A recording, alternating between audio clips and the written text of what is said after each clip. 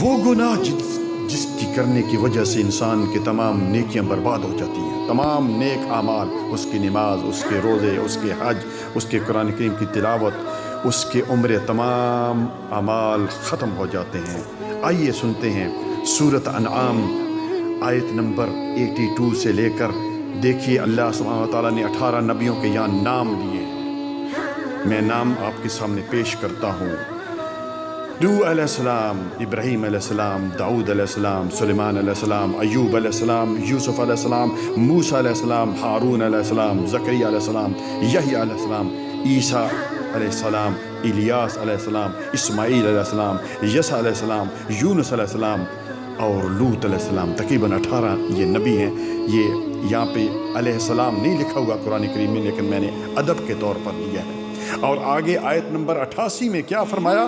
وَلَوْ أَشْرَكُوا لَحَبِطَ عَنْهُمْ مَا كَانُوا يَعْمَلُونَ۔ اگر یہ نبی بھی شرک کرتے، ان کے اعمال ضائع ہو جاتے۔ اللہ اکبر! اتنے جلیل القدر نبی، اور نبی جتنے بھی ہیں انبیاء علیہ السلام، وہ تو شرک کو مٹانے کے لیے آتے ہیں، توحید بیان کرنے کے لیے آتے ہیں، لیکن اس گناہ کو واضح کرنے کے لیے، لوگوں کو بتانے کے لیے کہ اگر یہ نبی جلیل القدر انبیاء بھی شرک کرتے تو ان کے لیے اعمال ضائع ہو جاتے۔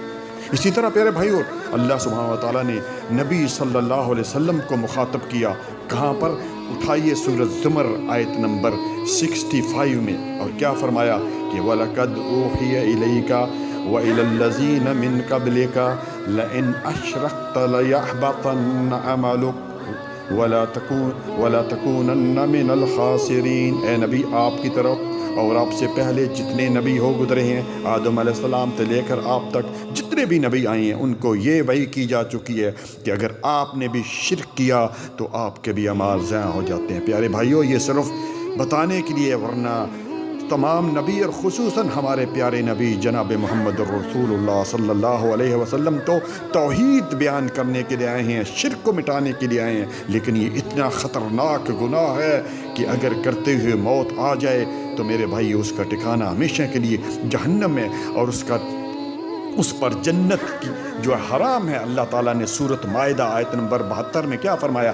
انہو من یشرک باللہ فقد حرم اللہ علیہ الجنہ ومأواہ النار، کہ جس نے بھی اللہ تعالیٰ کے ساتھ کسی کو شریک ٹھہرایا، اس پر جنت حرام ہو گئی اور اس کا ٹھکانہ جہنم ہے۔ اور رسول اللہ صلی اللہ علیہ وآلہ وسلم نے فرمایا، بخاری کی روایت ہے، ابو ہریرہ رضی اللہ تعالیٰ عنہ اس حدیث کے راوی ہیں، من مات وہو یدعو من دون اللہ ندا دخل النار، کہ جس کی موت اس حالت پہ ہوئی کہ وہ اللہ تعالیٰ کے ساتھ غیر اللہ کو پکارتا تھا، وہ جہنم میں گیا ہے۔ اس لیے پیارے بھائیوں، اس شرک کے بارے میں ہر قسم کی معلومات حاصل کریں کہ اتنا بڑا گناہ ہے کہ جس کی وجہ سے انسان کی تمام نیکیاں برباد ہو جاتی ہیں۔ اس کے بارے میں اچھی طرح معلومات حاصل کریں، کیونکہ اور یہ دنیا میں ہے، اس وقت آپ کے پاس وقت ہے آنکھ بند ہونے سے پہلے پتہ کر لیں کہ یہ شرک کیا ہے، شرک اکبر کیا ہے، شرک جو ہے وہ اکبر کیا ہے، اور شرک اصغر کیا ہے۔ اللہ تعالیٰ سے دعا ہے کہ اللہ تعالیٰ ہمیں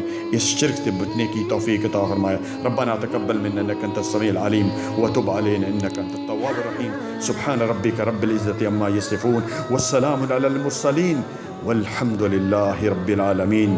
جزاکم اللہ خیرا، بارک اللہ فیک۔